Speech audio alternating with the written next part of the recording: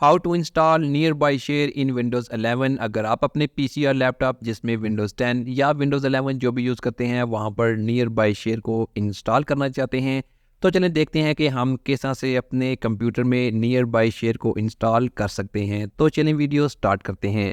आपने कोई भी एक वेब ब्राउज़र ओपन करना है, वहाँ पर आपने नियर बाई शेयर को सर्च करना है। जैसे कि मैं यहाँ से नियर बाई शेयर को सर्च करता हूँ, सबसे ऊपर जो एंड्रॉयड की वेबसाइट आएगी आपने इसे ओपन करना है। वेबसाइट जो होगी वो आपके सामने कुछ इस तरह से ओपन होगी। यहाँ पर आप देख सकते हैं कि wireless share with your PC, तो आपको नीचे गेट स्टार्ट का एक बटन दिया गया है, आपने गेट स्टार्टेड बटन पर क्लिक करना है। उसके बाद एक छोटी सी फाइल आपके ब्राउज़र में डाउनलोड होगी, आपने इसके ऊपर डबल क्लिक करके इसे इंस्टॉलेशन के लिए ओपन कर लेना है। यहाँ पर आप देख सकते हैं कि मैंने इसे ओपन कर लिया है। विद इन 20 सेकंड में ही नियर बाई शेयर जो होगा वो आपके कंप्यूटर में इंस्टॉल हो जाएगा।